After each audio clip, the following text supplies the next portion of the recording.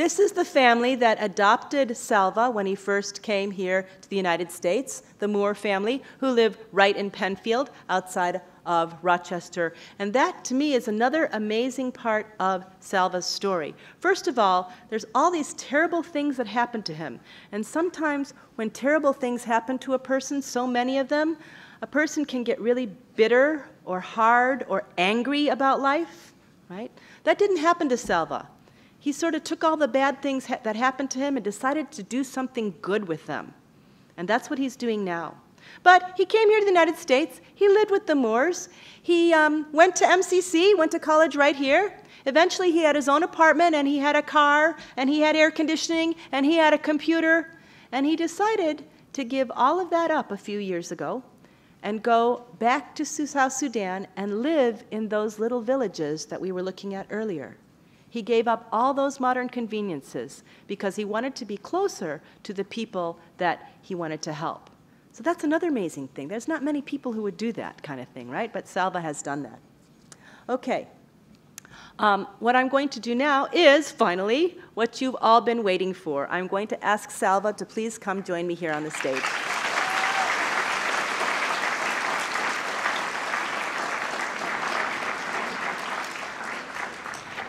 Okay. I have questions here that have come from the schools that are participating, your schools, and also the schools who are with us virtually online. So a big hello to all the online schools. Thank you so much for joining us from wherever you are. Okay. Okay. Salva, you want to say hi? Hi, everyone. How are you? The first question I'm going to ask Salva is to talk a little bit about what it was like for you when you first came here to the United States. You know, you were in those refugee camps, and then you got here. What was it like for you adapting to life here? It was scary.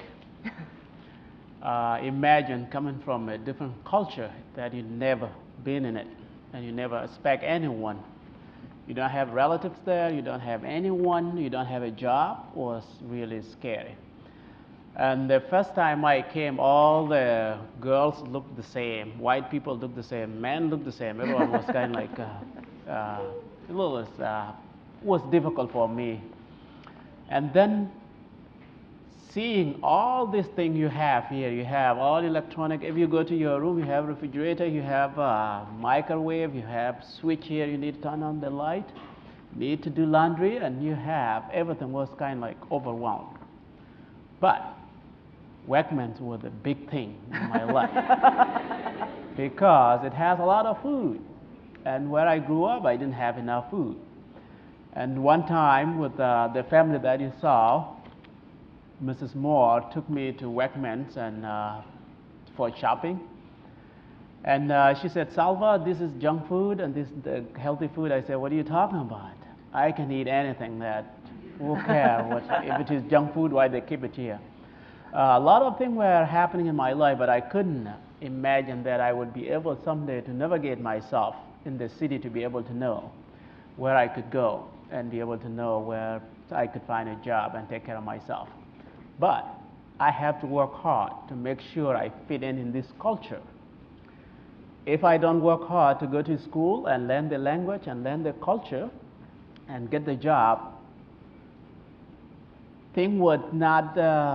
good thing would not happen in my life, and my life would be miserable, and I would not be able to go back home and be able to help these people today I'm been helping. And was taught that, but I have to take initiative to make sure that I'm educating myself to be able to be independent and have my own job. And there are a lot of things. If I go one by one, you will take forever. I remember one story Salva told me when we first got here with the Moores, who are lovely. Mrs. Moore, her name is Louise. She's a really nice person, and she talks really, really fast. She talks like really fast like this. She talks really fast. And when Salva first met her, he thought she wasn't speaking English because she talked so fast. Okay, we're going to move on a little bit to the work you're doing now. Can you tell us how many wells you've drilled so far in South Sudan? We drilled 217 wells so far, and these 200 have 1 million people today. Wow, that's wonderful.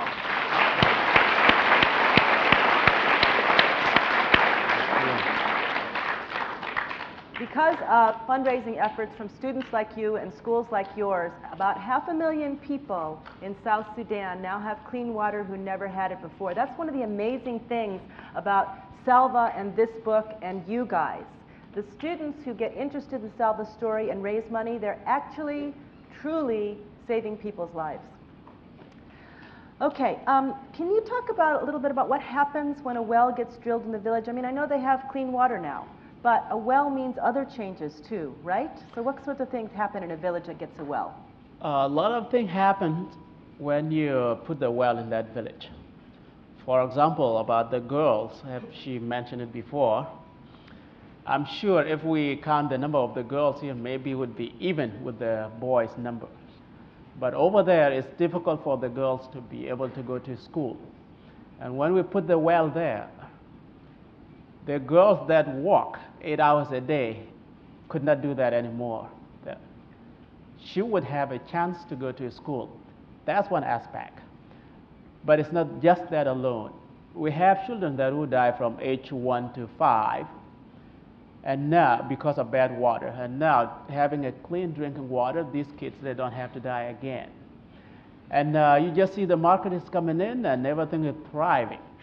People using that water for their economic growth.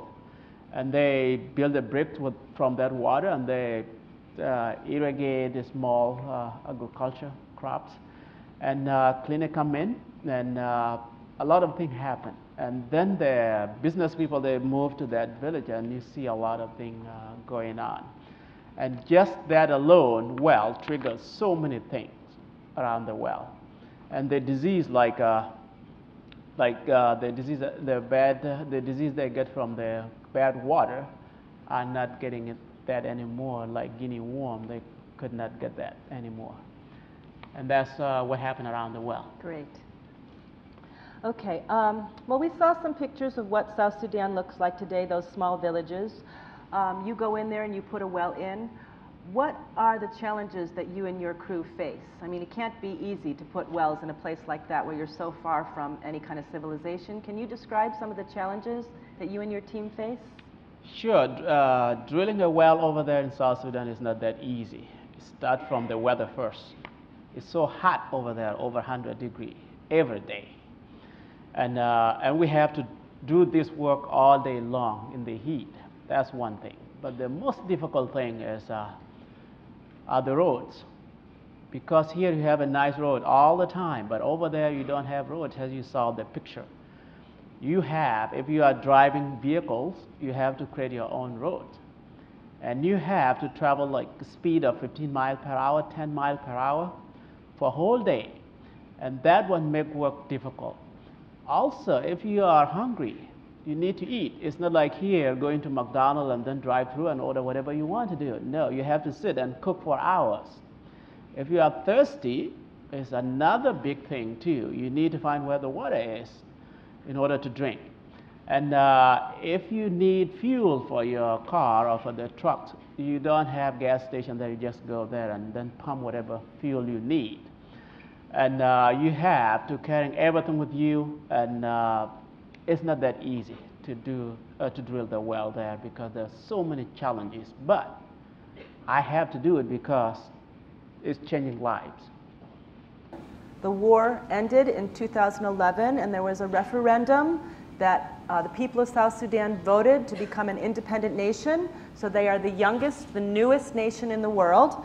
But we see on the news that the war is still going on in South Sudan. And whenever I see that, I get worried. I think about you and your team in South Sudan there. Can you talk about the peace process and the war and so forth? Are you in danger when you're there in South Sudan working? I'm not in danger, as we have 2 wars going on. Well, one finished before we were Sudan together, and then we split into 2 countries. And after we split, we have power struggle happening. It just happened last year in December between 2 tribes. This tribe wanted to rule, and this tribe wanted to rule. And when it happened while I was there. And then it happened, and then it moves to 3 states. We have 10 states in that country. And 7 states are safe, and that's where I was. And that time the war broke out, that's the time that our drilling season began.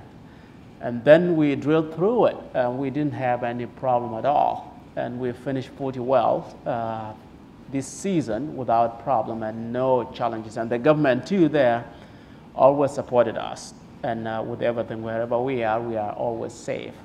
And now, with that war, they are doing a peace talk now. And we're just hoping that they will sign that peace soon, and then we move on.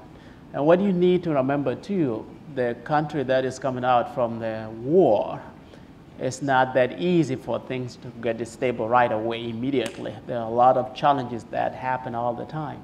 But you have to learn through your mistake. Like what they did now, I think they would know is their mistake, and they will learn from that, and then from there they will be thinking, well, to do a good thing. But you cannot just change the world overnight. We need people to be educated. We need next generation to be fully educated, and that's why we are struggling to make sure that we're providing clean water for next generation to be educated. When they become educated, then they wouldn't go to the war. They would be thinking nicely for the welfare of each individual, not for killing one another. And that's the challenges that we have for that war. Thanks. Okay. This is a piece of equipment that is needed to put a well in a village. It's just a drilling rig. In the book, Naya thinks it looks like a red iron giraffe. So this event today, you are all part, and you online too, are part of the kickoff for the Iron Giraffe Challenge. Salva needs a new one of these, and he's going to tell you about it now. Yes. Before I get into that, Iron Giraffe Challenge is to thank you first. And I'm so grateful for all the fundraising that the schools have been doing around the world. And it's not just school alone. We have churches, individuals, and foundation, and all sort of way that we get the fundraising there. But the school is a big thing there for the fundraising to water for South Sudan. And I would not take a credit by myself and say that I drilled 217 wells. No, completely. It's you who drill it with me. And with that, 217 wells, we didn't use our hand just to scratch the soil and then get it out there. We have a machine that you saw. That's what drilled these 217 wells. But you know, in this world, nothing lasts forever. Everything has a time. Even us human beings, we have a time till we live in this world, and then we go. And this machine went out completely, and we need to replace it. And to replace it, I cannot do it alone. I will need your help. And I will appeal to all of you again, all the schools, to help me to be able to purchase this machine again. For example, I have people always coming to me and over there and say that, gee, I couldn't believe that I've been sitting in the water all this time in the dry land, and I'm about to die because of thirst here. It's because of what? It's because of that machine. I have people who come to me and say, hey, could you give me water? And then I will say, no, I will not give you my bottle of water. They will say, no, it's not what we're looking for. What we're looking for is that machine you have that can get the water out from the dry land. That's what we need to help us with, in our village to get a clean water. And this one is the special thing that we need to be able to get a new machine and drill more well for the people that who are left out there. And I need a help from you guys to do that. And with that Iron Giraffe campaign we have is, the way we did it is this. We would like each school to do a fundraising of 1,000. Whatever bumper sticker or whatever symbol you have for your school, we would be able to take it there to South Sudan and put in our office. Has the thing to show that you are part of that. And that's the big thing that we really need help to be able to replace this machine. So, the Iron Giraffe Challenge. $1,000, if your school raises $1,000 and contributes it to Water for South Sudan towards a new Iron Giraffe, you send a bumper sticker with your school on it. It will go on a wall in the compound where Salva works. Okay, so everybody who goes there will be able to see that your school participated. It's really, really exciting because this is going to be largely funded by young people, by schools, right? And the cost for that machine is $550,000 to be able to replace that. That's what it costs. So we need a lot of schools. Yes. Okay, I think Mr. Filer is going to help us out here now. Yes. Now we have some pre-submitted questions for both you, Salva, and Linda Sue. The first one is for you, Salva. It comes from Clay Hill Elementary School in Jacksonville, Florida. And the question is, do you still keep in touch with any of the lost boys from the refugee camp? Yes, I'm still in touch with them. A lot of the lost boys who were there in refugee camp, some came here, some went back to South Sudan. And I have almost about 50 lost boys here in Rochester, and I'm friends with them, and I'm still in touch with them. The next question is for you, Linda Sue, and it comes from Birchland Park Middle School in East Longmeadow, Massachusetts. How long did it take you to write the book? Let's see. It took me about 5 to 6 months to write the book, and then about a year to rewrite the book. I do a lot more rewriting than I do writing. So my first draft took a matter about, I think, 5 months, and then I spent a year rewriting it until I thought it was good enough for you guys. For Salva, this question comes from Robert Goddard Middle School in Queens, New York.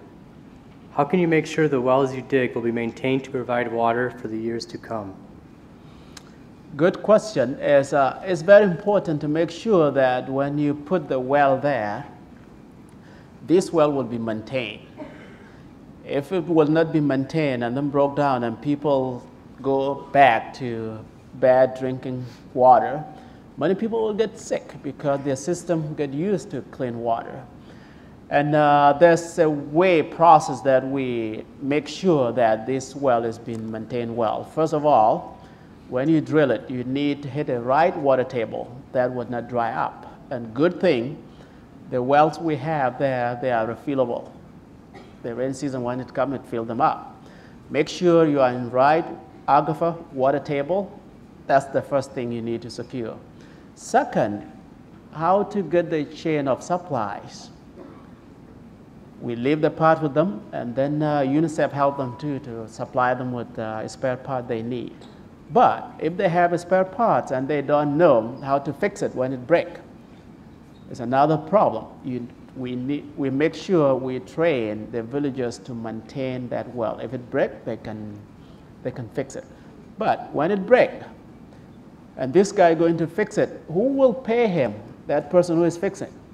Villagers have to pay that person to make sure that guy is maintaining the well. So nice.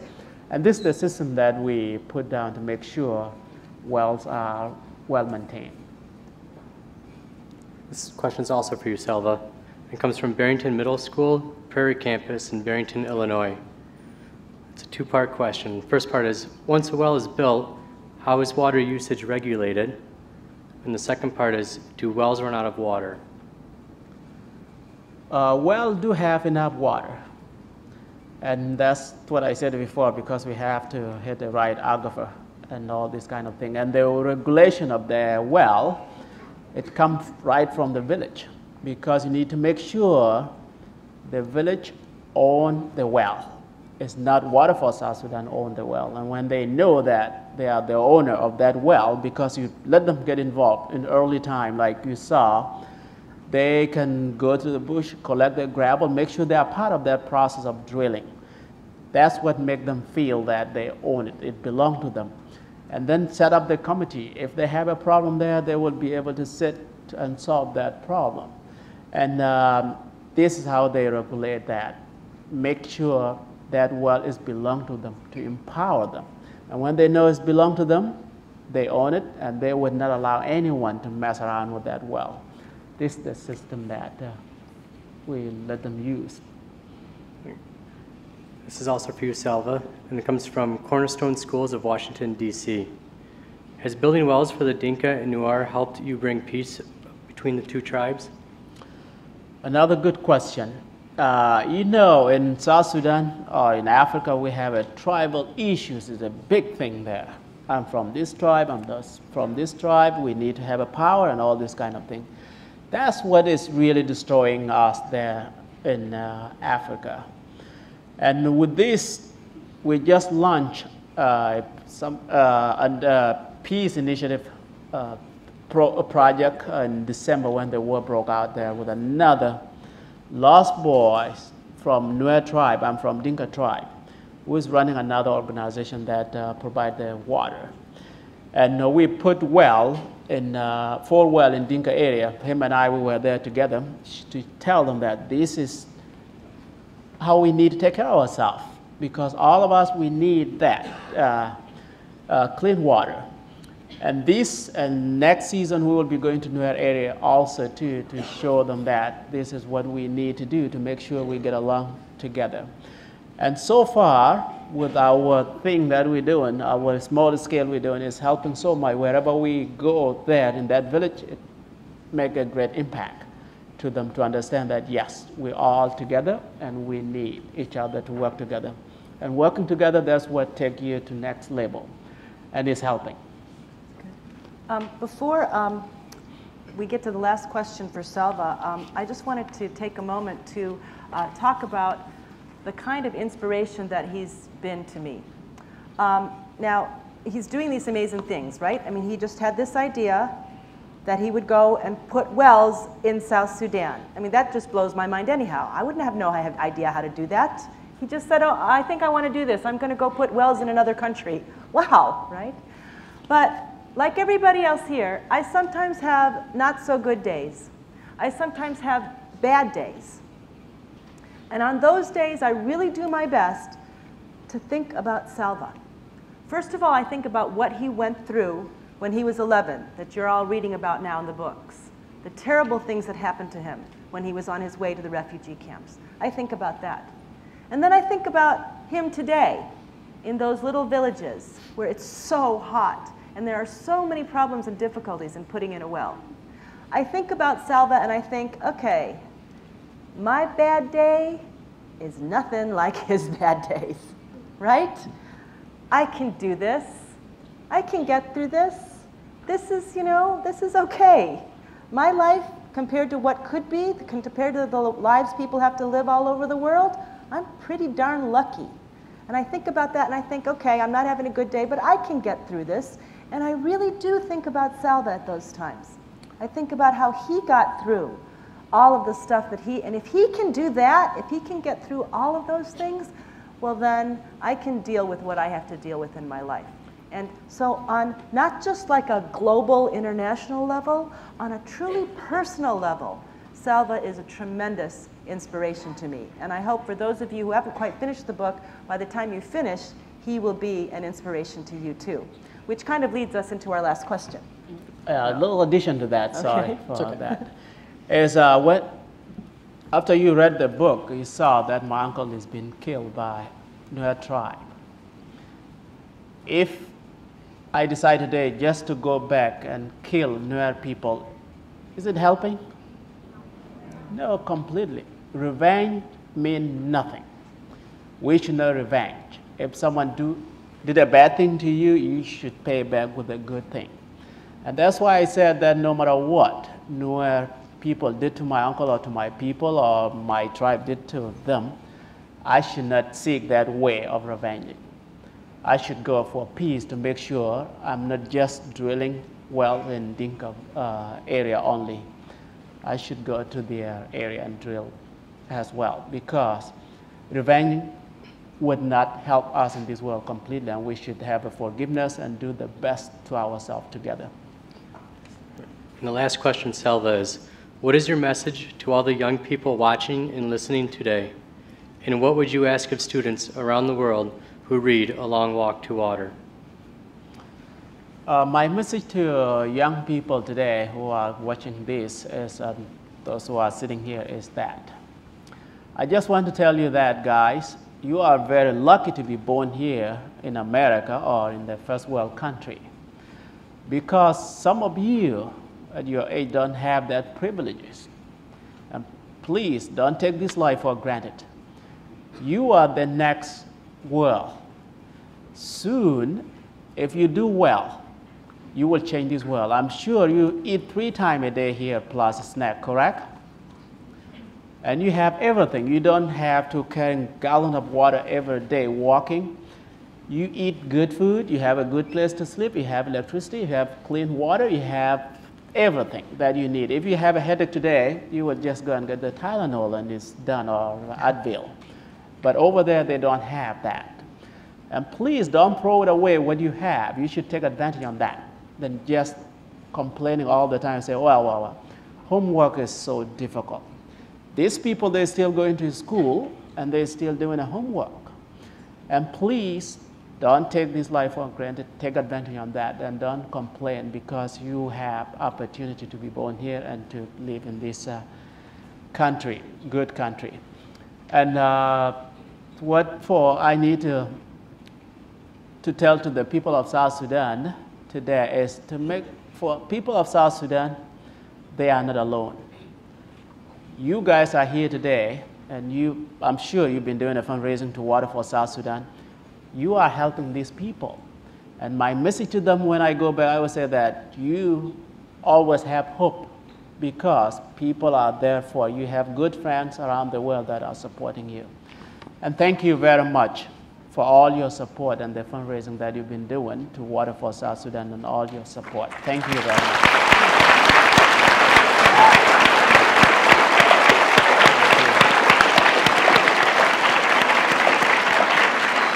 Thank you.